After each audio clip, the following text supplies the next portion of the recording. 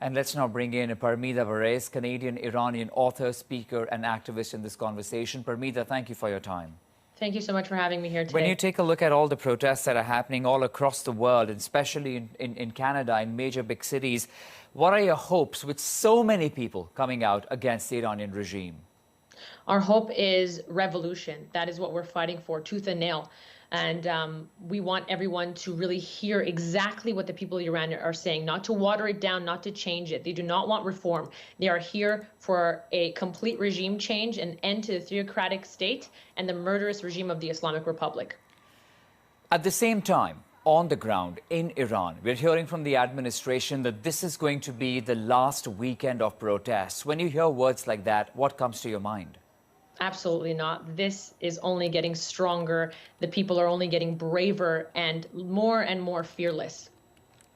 We also know that in Iran itself, the leadership's personal security forces have not been unleashed, if I may use the word, on the grounds just as yet. Does that sort of bother you? This is a natural course of action. This is kind of a pattern that typically happens when these sorts of revolutions happen. And I think that is really the last step. This is only going to anger people more. They will continue coming out in the streets. And I truly believe that this will be the end to this regime. So the Revolutionary Guards that I'm talking about, we know that their way of working is very different from what the forces are right now on the ground. Do you worry of what's about to come for the protesters on the streets? Of course, my heart is with them. We are all with them. We know that we're dealing with essentially a regime that murders, tortures, rapes. But hopefully, if this and victory can be ours, then these will be the prices that unfortunately we'll have to pay for a free Iran. Parmida, in terms of support, of course, we're seeing multiple protests for weeks and weeks in big capitals across the world. But what are your hopes from the international community that is watching these developments very closely? For example, Canada, as you know, we have had several sanctions against people in Iran, against the country. What more do you think can be done here? Continuing to expel any form of diplomats, to,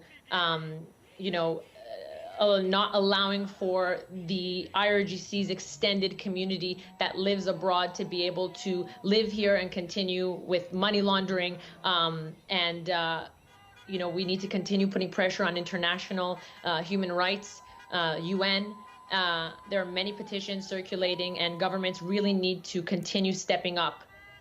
And lastly, before I let you go, if you have family and friends back in Iran and you've had conversations with them, talk to us about what are they saying to you about the sentiment on the ground and the kind of fear, if there is any, against what may happen next.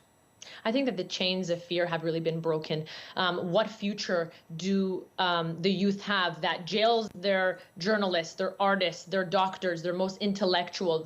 They're fighting tooth and nail to be able to have freedom, rights, freedom of religion, freedom of expression, and a future. And so they will not stop. And they are very brave, and I commend them, and we all commend them, and we'll continue fighting side by side with them until victory is ours. Yeah, a lot of, this time around, a lot of strength that has gathered amongst the people in Iran, something that we haven't seen in several decades, perhaps hoping for a change in the administration. Parmida Barez, author, speaker, activist, we appreciate you joining us. Thank you. Absolutely. Thank you very much.